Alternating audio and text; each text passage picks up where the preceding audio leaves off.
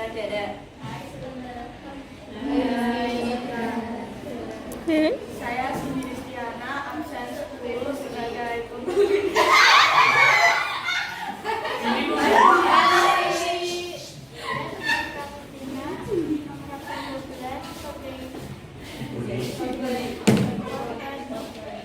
Saya Tiara Dwi Saputri, nomor absen 30 sebagai pembuli. Halo Tiara. Halo pembuli. Saya Siti Anissa Amalia sebagai narator. Saya Fatima Maria sebagai penakar.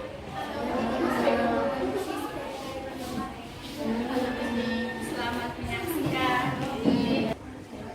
Suasana di sebuah bangunan sekolah yang cukup terkenal di kota Surabaya nampak asri dan damai. Banyak pepohonan serta bunga-bunga yang indah di sekeliling lapangan. Dengan warna sekolah yang nampak cerah, membuat suasana di sekolah ini tampak nyaman. Tetapi itu semua tidak berlaku untuk Rifka. Di saat siswa lain menikmati masa sekolahnya dengan penuh canda dan tawa, Rifka justru harus merasakan bulian dari teman-teman sekelasnya. Pagi ini, saat Rifka sedang jalan menuju kelasnya, di jalan ia bertemu dengan Cindy dan Tiara yang akan mulai membuli Rifka.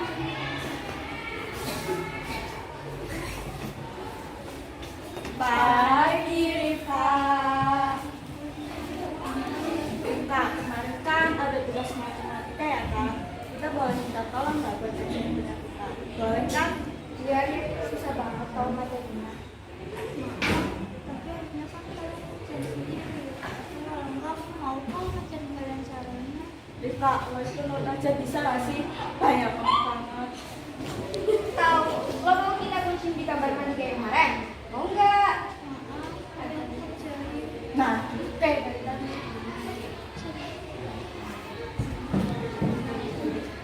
Nih kerjaan punya kita. Jangan sampai ada salah. Harus aja kalau ada salah. Bagus. Bye.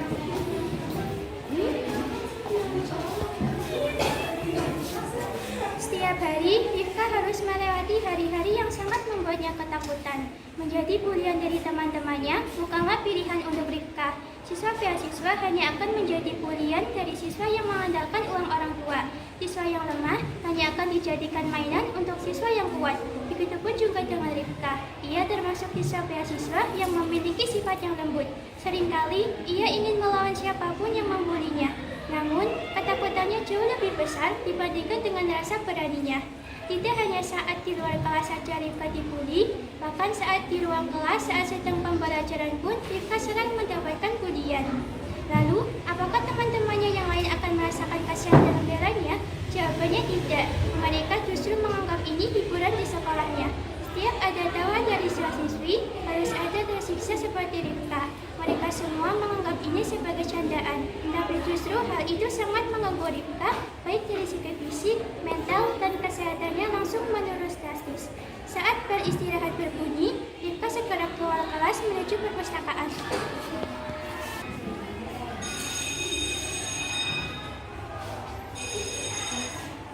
Woi, beliin kita makanan dong. Lapar nih.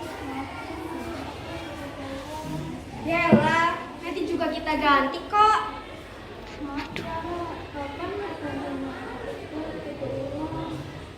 Udah deh, mending lo sana ke kantin beliin kita makanan. Nanti uangnya kita ganti sama yang kemarin-kemarin tuh. Udah cepet sana. Lama banget sih lo. Gue sama Tiara dulu di kelas ya.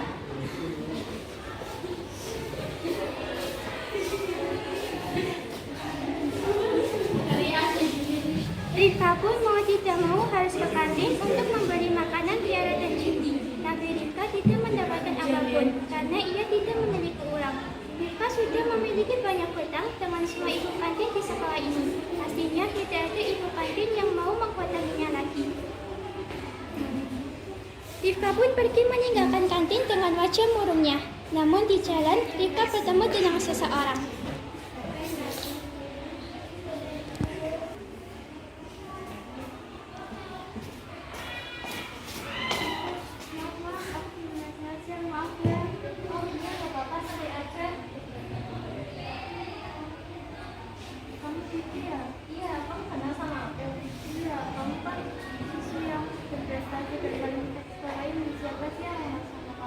Apa sih? Enggak, biasa aja. Oh iya, kamu kan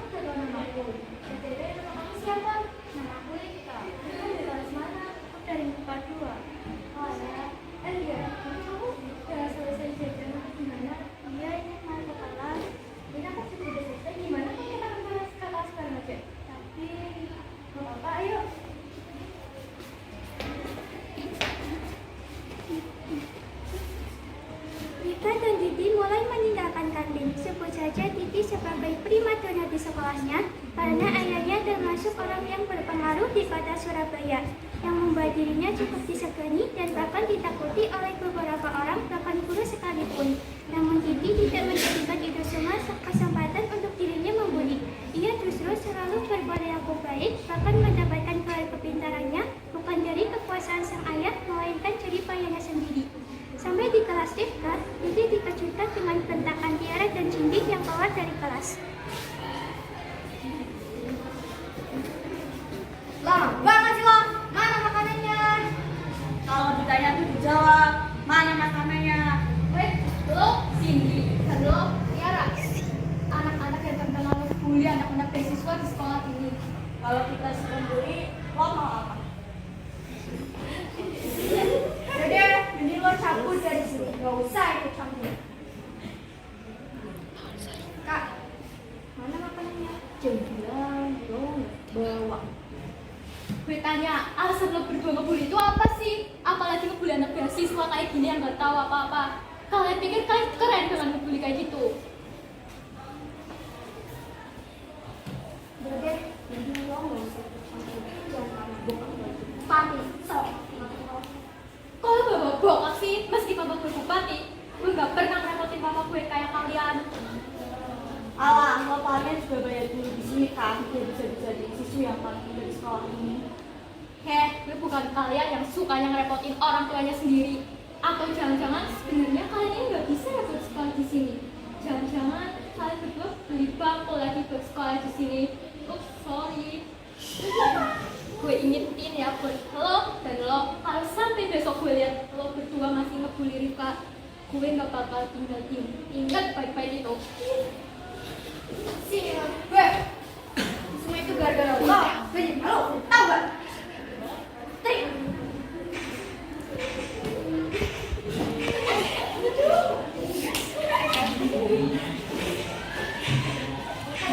Udah lah, cabut aja.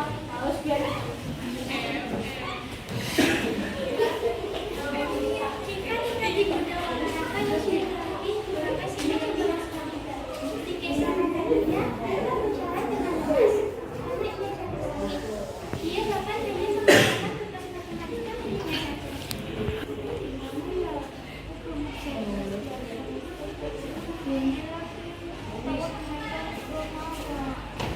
Saat Cindy teman pikirannya dan masuk ke berbunyi, Rifka segera berlari menuju ke arahnya.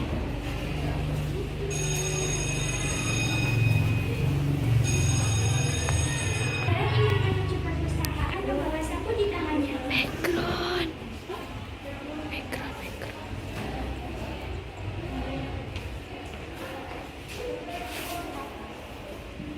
Kak, udah. lo tau kan apa kesalahan lo? Gara-gara lo gue dimas, tau gak? Gue gak butuh. Nanti asal lo tau, ini semua tuh gara-gara lo gue jadi malu karena didukung. Mesti mati. San.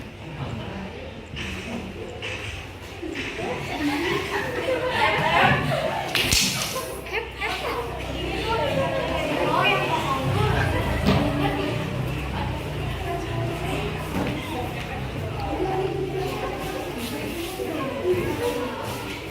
Tiara dan Cindy pergi meninggalkan Rifka seorang diri dengan luka dan rasa sakit yang ada pada tangannya, kakinya, kepalanya, bahkan hatinya ikut sakit merasakan nasibnya yang jauh dari kata indah.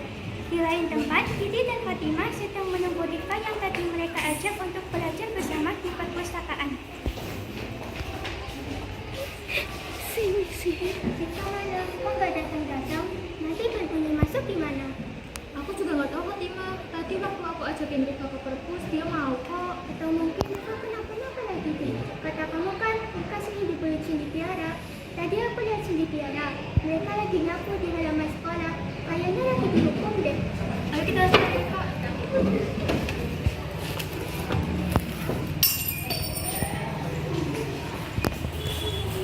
Saat Tiara dan Cindy berjalan di koridor, mereka berpapasan dengan Titi dan Fatimah yang sedang mencari keberadaan Rifka.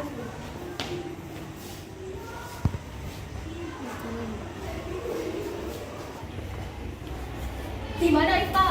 Apaan sih lo datang-datang kayak kita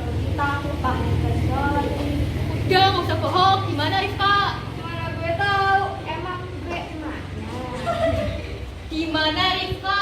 Udah gue bilang nggak tahu. Udah lah, cabut aja, males kan ngurusin anak di pagi ini. Woi, gimana Rifka? Gue tadi kita cari ke outdoor, takutnya kita kenapa-napa. Kira-kira di mana ya tempat yang biasanya aku bisa latihan maupun Rifka? Jangan-jangan mereka bawa tempat gudang lagi. Ayo kita ke sana. Lalu mereka berdua pergi menuju gudang yang sudah tidak terpakai lagi. Titi awalnya hanya menebak yang memang hanya tempat itu yang kosong dan jarang ada yang melewatinya.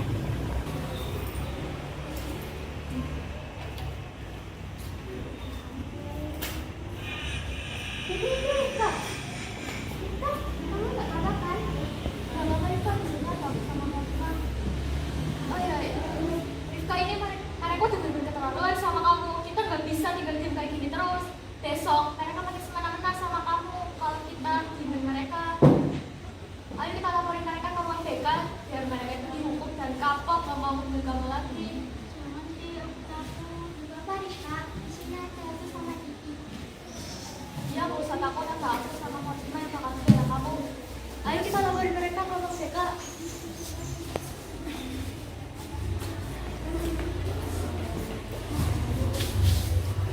Titi, Rifka, dan Hatimah pun pergi untuk menemui kepala sekolah. Namun di tengah jalan mereka melihat Cindy dan Tiara berjalan dengan rasa bahagianya.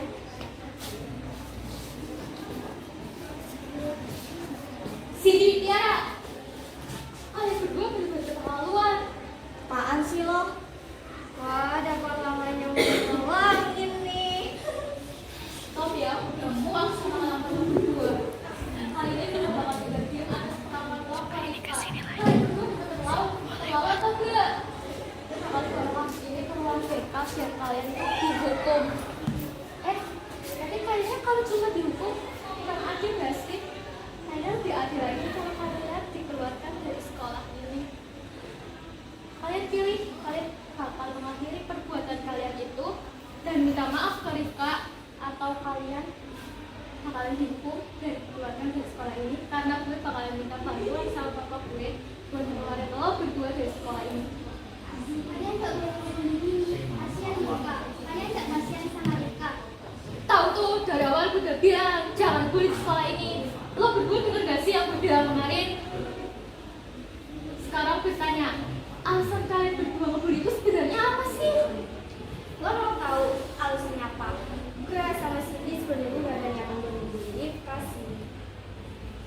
Gue ngebully Rifka karena gue cuma mau ada yang kerjain tugas kelas gue doang, dan gue bisa dapetin nilai sempurna terus deh, dan papa gue bisa dipasang keren karena anaknya bisa dapetin nilai sempurna terus. Gue kayak gini karena kalau gue minta ke anak beasiswa lain nggak pernah didengerin.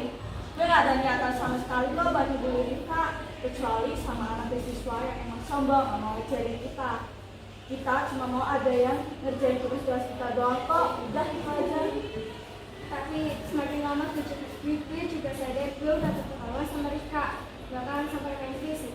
Gue marah sama anak-anak pintar yang lainnya, tapi pada gak mau ngajarin. Gue terpaksa jadi anak berandalan. Jadi tugas gue bisa dikerjain sama anak beasiswa ataupun anak pintar lainnya. Tapi yang berdua itu bukan siswa bodoh dan gue tahu nilai kalian di setiap waktu itu udah cukup maksimal. Kenapa kalian gak mau ngerjain tugas-tugas kalian itu sendiri? Kenapa kalian harus nyuruh Rifka buat ngerjain tugas-tugas itu? Yang gue mau itu nilai sempurna 100, sedangkan yang gue dapat 80 dan 90. Itu jarak. Terus alasan kalian tidak dibeliin makanan Rifka kenapa? Kenapa nggak diganti uangnya? Sebenarnya uang itu mau kita ganti, cuma kita gengsi, takutnya nanti kita semakin semena-mena dan gak mau ngerjain tugas-tugas kita lagi. Tapi kalian mau gimana sih? Rifka, aku minta maaf ya.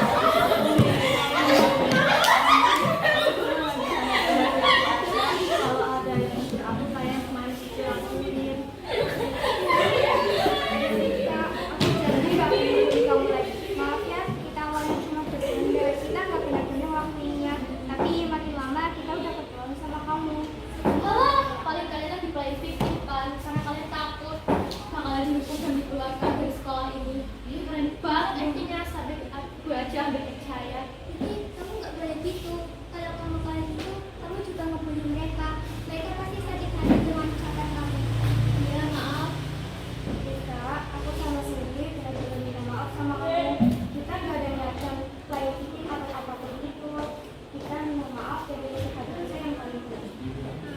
Ya Rika, kita minta maaf ya kalau kamu mau bawa ini ke kepala sekolah, kita siap kok.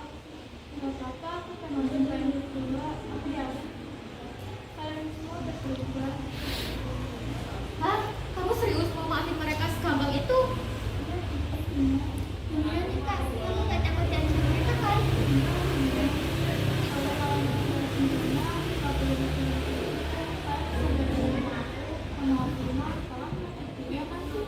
Ya, ya Rika, nanti kita belajar sama-sama ya. Maaf, kita lihat kamu yang sakit ya, kita pulang. Makasih ya Rika udah mau maafin kita. Makasih juga Riki, makasih juga Fatima. Makasih ya semuanya. Gimana kalau tanda permintaan maaf dari kita sampai kalian ke kantin? Mau nggak? Ayo Udah guys. Akhirnya Rika tidak perlu lagi merasa ketakutan setiap kali pergi ke sekolah. Bangunan yang satu itu kini menjadi bangunan terfavoritnya. Banyak canda dan tawa yang menghiasi hari-harinya. Dari belajar bersama, bermain, dan banyak kegiatan yang mereka lakukan bersama-sama. Sudah tidak ada yang membuatnya takut lagi. Kini Rika, Tiara, Cindy, dan Fatima dan Bibi bersahabat selamanya.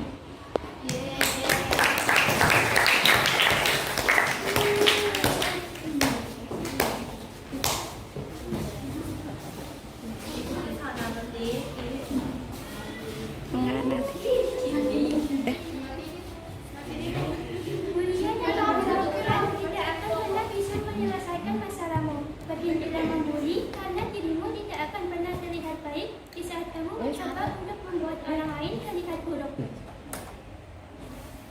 Terima kasih. Terima kasih sudah menonton dramanya. Mohon maaf apabila membosankan dan tidak sesuai ekspektasi.